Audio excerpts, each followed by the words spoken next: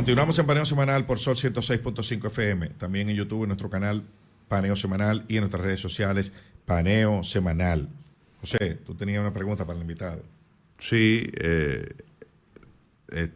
nos quedamos en la parte de las rivalidades de Balaguer. Una de ellas muy famosa es la rivalidad con Bonelli, ¿no? La rivalidad de Bonelli y Balaguer. ¿Qué nos puede decir don Pablo sobre este tema que, bueno, inició muy temprano, desde Balaguer en Santiago, en su juventud, hasta el Consejo de Estado que asumió el poder en 1962?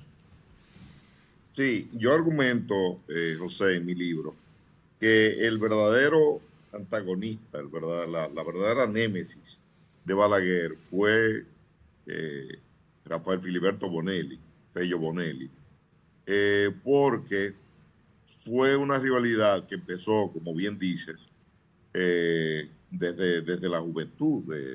Ambos eran contemporáneos, ambos eran santiagueros o al menos habían vivido en Santiago y precisamente, bueno, ambos participaron muy jóvenes en el golpe de Estado contra Horacio Vázquez, tenían quizás 20 y pocos años. Parece que Bonelli era un poquito más joven que Balaguer, no mucho. Pero entonces empieza el distanciamiento por varias cosas. En primer lugar, por el tema político, porque tanto Bonelli como él eran seguidores de Flores de, de Estrella Ureña. Balaguer inmediatamente lo abandona. Sin embargo, Bonelli pasa una década prácticamente en el ostracismo porque le fue fiel A Estrella Ureña. a Estrella Ureña. Entonces, eso yo percibo que a Balaguer eso no le supo bien, porque Balaguer, si tú lees sus memorias, le tenía una admiración sin par a Estrella Ureña. Sin embargo, prácticamente lo abandona políticamente casi de inmediato. Eso por un lado. Por el otro lado estaba el tema, digamos, del trato que le dio la sociedad, la alta sociedad a Balaguer y su familia en Santiago. Y esto se concretizó en una anécdota, la cual había una peña en el bufete del licenciado Jafet Hernández. Entonces, un sábado, Balaguer iba llegando y alcanza a escuchar que Bonelli dice que esa peña debería estar reservada a los intelectuales santiagueros de fuste, ¿no? Naturalmente, Balaguer se tomó justamente el tema para él porque él era de Navarrete, ¿no? Claro. Y en parte, la tebaida lírica famosa va dirigida a Bonelli, sobre que todo incendiaria, Bonelli. incendiaria.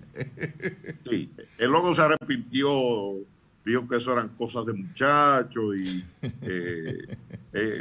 hasta cierto punto era así. El punto es que esa amistad se trocó en una enemistad, en una guerra que tuvo muchas batallas, que Balaguer ganó algunas, perdió otras. Por ejemplo, Bonelli y Balaguer lucharon por el decanato de la Universidad de Santo Domingo, lo ganó Bonelli.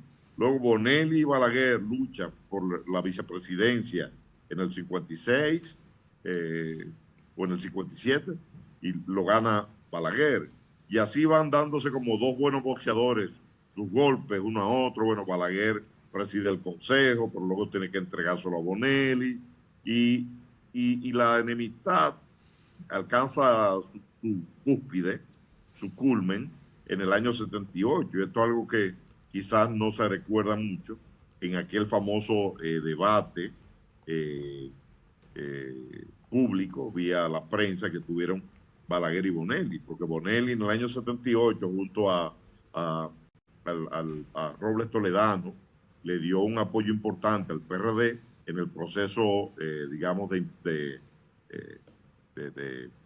resolución desde el punto de vista legal de la crisis electoral del 78. Y eso fue realmente el último combate o el último round de esa pelea que yo personalmente pienso que con mucho Bonelli le ganó el debate a Balaguer. Balaguer no era un hombre de hacer debate, por eso recuerda que él dice que apenas subió a estrado 2 veces como abogado y nunca más ejerció como tal, ¿no? Quizá Entonces Balaguer, ese debate que... Sí, perdón. no, quizá Balaguer compensó esa derrota y otras que tuvo con el amplio éxito que tuvo en la vida política con relación a Rafael Filiberto Bonelli. Es decir, Sí. si comparamos, evidentemente Balaguer trascendió muchísimo más que Bonelli, ¿no? Naturalmente, yo pienso que Bonelli ha sido injustamente olvidado en el famoso debate que a veces consume produce ríos de tinta de quién es el padre de la democracia. Yo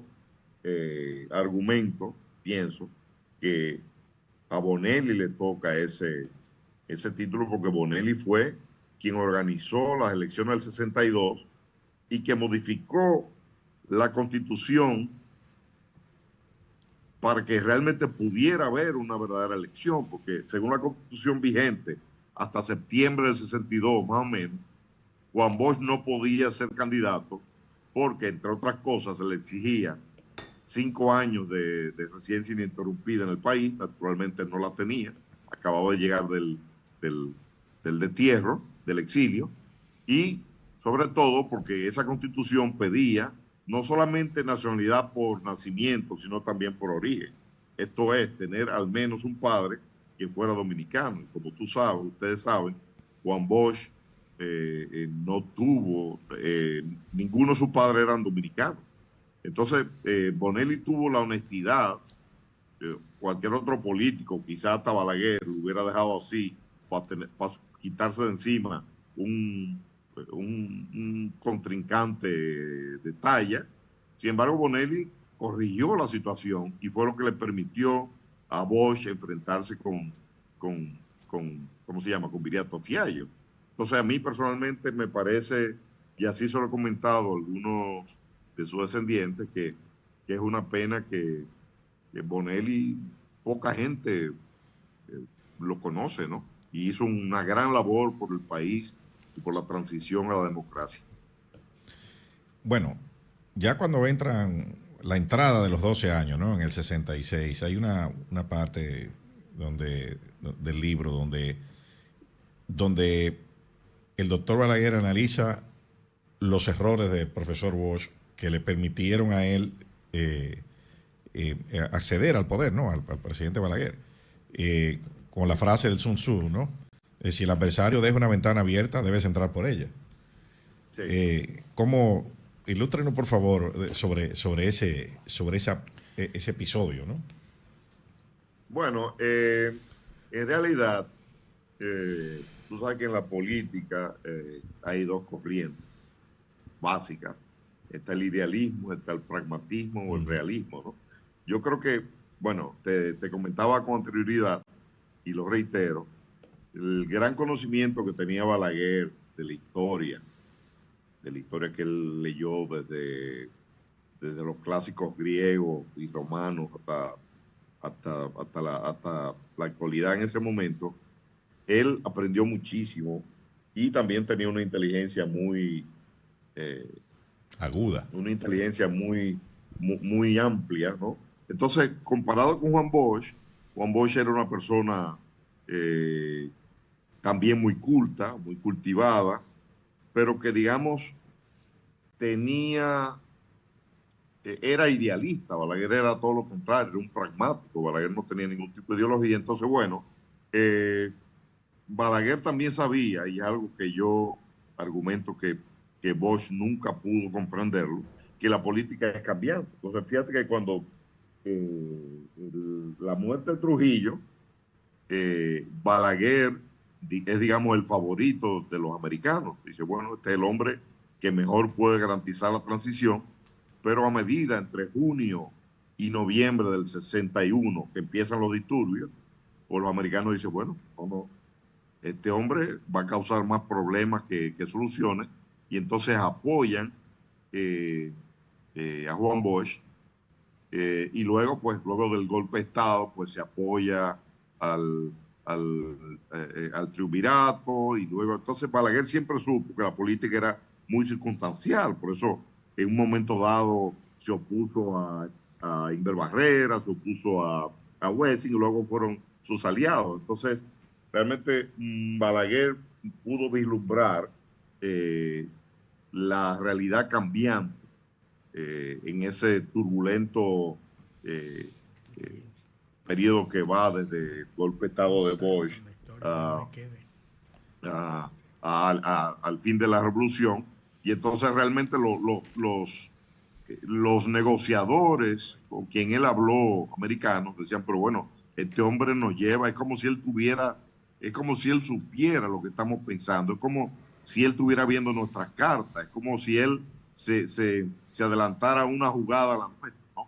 Entonces él supo, a diferencia de Bosch, él supo primero adaptarse a los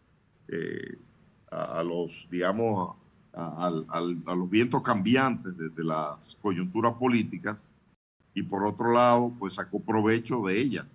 Sí. O sea, pasó en el curso de 4 años quizás, pasó varias veces de ser el bueno al malo, al bueno al malo, ¿no? Y así durante toda su vida, ¿no? Aparte de entonces, que, bueno, sí, incluso sí. Mi papá ha escrito algunos artículos sobre eso. Se maneja mucho la tesis, bueno, en el libro hay alguna alusión a ese aspecto de que don Juan, como que después del golpe de Estado del 63, como que se metió en miedo, o sea, algo cambió en don Juan y digamos, aparentaba querer el poder, pero como que a la hora de verse cerca hacía algo para que eso no ocurriera. Temía quizás que le dieran otro golpe de Estado, temía que lo asesinaran, y de alguna manera mucha gente dice que don Juan siempre quiso ser el líder de la oposición después del golpe de Estado del 63. Y bueno, Balaguer evidentemente siempre quiso ser el presidente de la República. Entonces, y creo que jugaron hasta cierto punto durante gran parte de nuestra historia reciente ese papel, evidentemente. En pocos minutos, brevemente, vamos a tener que invitarlo de nuevo, evidentemente, y a la gente que compre el libro si quiere saber más también, porque evidentemente es una obra que vale la pena leer y tener. Yo creo que una de las etapas que más satanizaron a Balaguer fueron los 12 años, es decir, el tema, y él lo plantea, se ve a Balaguer utilizando el asesinato de Estado, ¿no? El asesinato político, ¿no? La persecución, los grupos como la banda, el papel de Pérez y Pérez, de Ney Nibar también, evidentemente. Eso es una época que marcó mucho el odio hacia Balaguer de los que lo adversaban y lo adversan, y si se quiere, trascendió mucho esa etapa de Balaguer como figura. Hay mucha gente que lo ve hoy.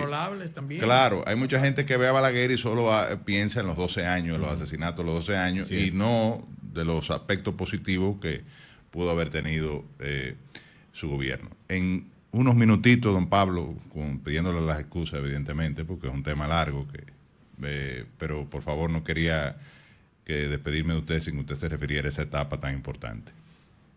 Bueno, mira, una cosa que a mí me llamó muchísimo la atención cuando yo preparé este libro es, tú sabes que cuando estás en política, tú no enseñas tus cartas, tú no muestras tu estrategia. Sin embargo, cuando tú tomas, o cuando yo tomé los libros de Balaguer y empecé a leer, hay un libro que es fundamental, que es un libro llamado Pedestales. Se llama Pedestales porque es un libro que recoge los discursos que él pronunció cuando inauguró estatuas a Duarte, a Bolívar, a San Martín, a Martí, a Benito Juárez, y gente o próceres que él admiró. Entonces hay algo que a mí me llamó muchísimo la atención, es la honestidad con que él hablaba, la franqueza. Entonces, en esos libros, pues Balaguer, citando a Bolívar, decía Bolívar que cuando las cosas son difíciles para un gobernante, el gobernante no puede hacer caso de leyes ni de constituciones. De ahí el famoso pedazo de papel. Benito Juárez decía que las leyes no podían ser una camisa de fuerza para un gobernante. Y así por el estilo. Entonces, tú dices, bueno, pero entonces fueron los grandes. Estamos hablando no de Maquiavelo, sino del benemérito de América, del libertador. Entonces, Balaguer habla de forma muy franca sobre lo que es el crimen de Estado. Y Balaguer da una entrevista en el año 80, me parece, donde él dice que el crimen político es evitable solo hasta cierto punto. Y Balaguer dice en su memoria que Trujillo mató demasiado, entiéndase, hay que matar. Hay que matar, pero no demasiado. No demasiado. Y Balaguer dice no recuerdo dónde, que él no quiere cargar con muertos ajenos. Quiere decir que él tiene lo suyo también. Sí. Entonces, lo interesante es la franqueza con la que Balaguer asumió esas decisiones que él tuvo. Y hay una frase que yo me sé de memoria porque me marcó muchísimo y porque creo que resume la filosofía de Balaguer al respecto, y es que Balaguer dice que el hombre que dirige los destinos de una nación debe anteponer el bien común a los imperativos de la compasión y a las debilidades del corazón humano. Yo creo que ahí está dicho todo. Sí, yo anoche estaba en una cena con una amiga varios amigos, y que naturalmente son de las personas que adversan y que critican estas cosas, y yo por supuesto bajo ningún concepto pues refrendo ningún tipo de crimen político, ni de izquierda ni de derecha, pero yo le decía a ella, mira, Balaguer pensaba que el bien de la colmena es superior al bien de cualquier ave. Y yo le explicaba a ella que en invierno, por lo menos aquí en estas latitudes, cuando se acerca el invierno y que los recursos son escasos, pues las abejas sacan a los zánganos y los sacan y se mueren de frío y de hambre. ¿Por qué?